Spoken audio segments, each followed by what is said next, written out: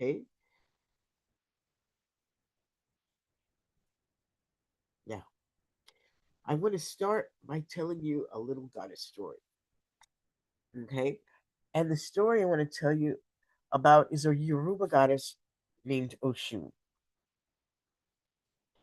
And in one traditional story of Oshun, there were five gods, and Oshun, the one lone goddess, sent down to create the world. And the men plotted, they planned, they organized, they worked, but nothing flourished. Absolutely nothing happened. Everything they set about to do came to nothing. Nothing grew, nothing blossomed, nothing became beautiful. And why was that? Because they had excluded Oshun. Oshun, the goddess of love, beauty, um, she was left out of that process.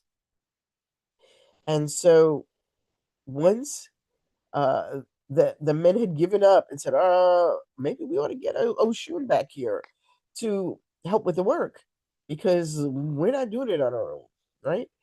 But when she came back, everything began to bloom. Flowers blossomed, rivers flowed, beauty returned, and creation became possible. And whether taken you take that story literally or symbolically, that lesson is profound. Creation cannot thrive when the feminine is excluded, and neither can your life. Many women have been taught to value productivity over intuition, achievement over receiving, doing over being, logic over imagination. And as a result, they have unknowingly excluded their inner Oshun, that inner goddess of love, of beauty, and of creation.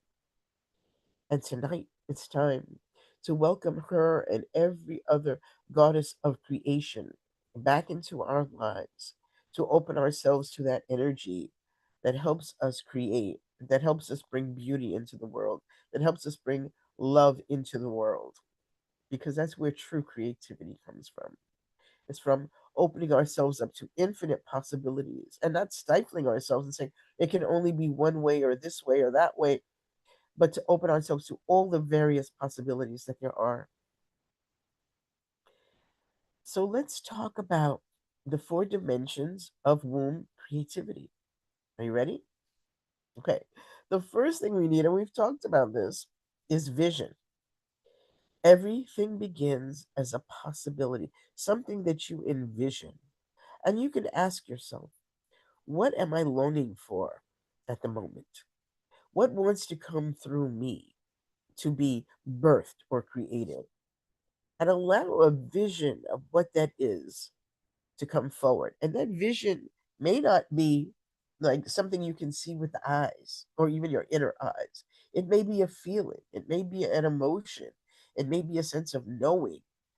So when we say vision, we're not necessarily talking about what you see with your eyes, but some kind of enlightenment that comes to you that lets you know what it is you should be working on right now.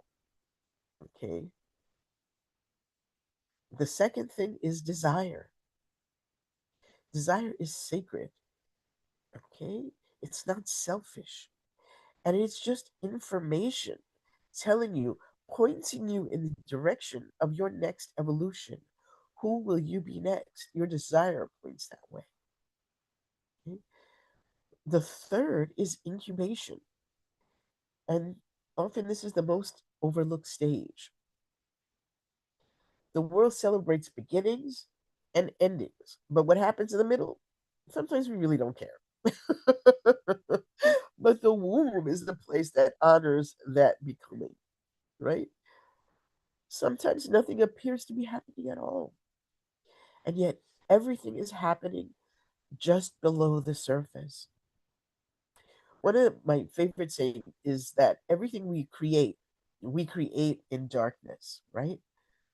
So sometimes it's either the darkness of the womb, or sometimes it's the darkness of the cocoon, that place, that chrysalis that we can go into in which we shed what we were to become what we are to be next. That cycle of life that and transformation is what we are witnessing in that cocoon space. And I was studying butterflies, and one of the things that I noticed about the life cycle of the butterfly is that, we think of, oh, the butterfly's in there for um what, a week, a couple of weeks, whatever. But for a butterfly, that may be um like a more than a quarter of their life cycle, their entire life cycle could be spent inside a cocoon. So it's not just that, like four stages and they're all equal. No, that transformation stage can be the longest part of that insect's life. So it may be a long part of your life where you feel as if you are transforming, you are coming to, feeling yourself becoming, feeling yourself in transition. And it may take a long time to come out on where you feel is the other side. But that doesn't mean you should give up. That just means there's more to come to help you become who and what you should be. Okay. And finally, we have the birth. Birth is the moment uh, the unseen becomes visible. The writing becomes a book, right? The flirting becomes a relationship. The idea becomes a business, right? Or you set a boundary, something that is kind of invisible except to you, to your own understanding of where your limit is, right? Sometimes it's a healing. Sometimes you can form a new identity. What's the new name that you want to call yourself right now?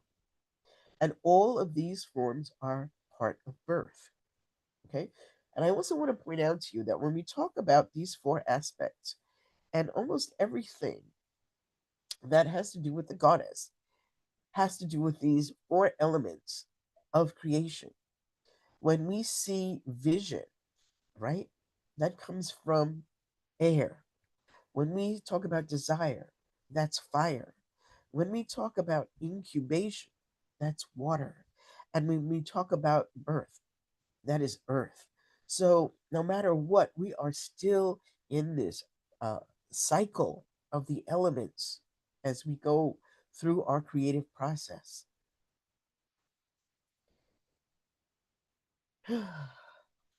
So this is just kind of my own personal story a little bit, because I often tell women that creativity is what has saved my life time and time and time and time again.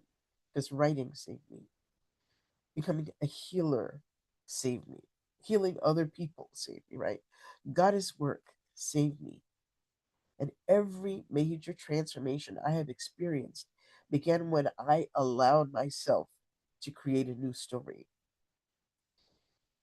And the opposite of creativity is not a lack of talent. Everybody has talent. Everybody has a talent towards something. But the opposite of creativity is resignation, giving up. Creativity says there is always another possibility. There is always another way. And there is more life available to me, even if I don't see it at the moment. So the thing to do is not to give up, but to persevere, to press on, and see where life is leading you. Because the goddess is always leading you to your highest calling, even if it doesn't look like it. So let's take a moment to have like a little meditation together. So close your eyes, take a deep breath, place your left hand over your heart and your right hand on your womb. Imagine a warm, golden red light glowing beneath your hands. And with each breath, this light grows brighter. This light is ancient. It belongs to every woman who has ever dreamed, every woman who has ever healed, every woman who has ever dared to begin again. See this light becoming a radiant sun within your womb space and ask softly, what wants to be born through me? Pause, listen, do not force, simply receive. Notice images, words, feelings, memories, possibilities. Trust whatever arrives. The creative womb speaks in whispers before it speaks in declarations, as does the goddess. The goddess always whispers. So take another deep breath and silently repeat, I am a vessel of sacred creation. I trust the timing of what is emerging. I welcome the wisdom of my creative womb. And so it is. So, goddesses, we come to the end of our time for tonight. And remember, you are not here merely to manage life, you are here to create it. The same force that turns seeds into forests lives within you. The same force that births stars lives within you. The same force that has carried women through every generation lives within you. And may you trust what is stirring. May you honor what is incubating. May you nurture what is emerging. And may you remember that you were born creative, powerful, and divine. And until next time, stay radiant. Love you.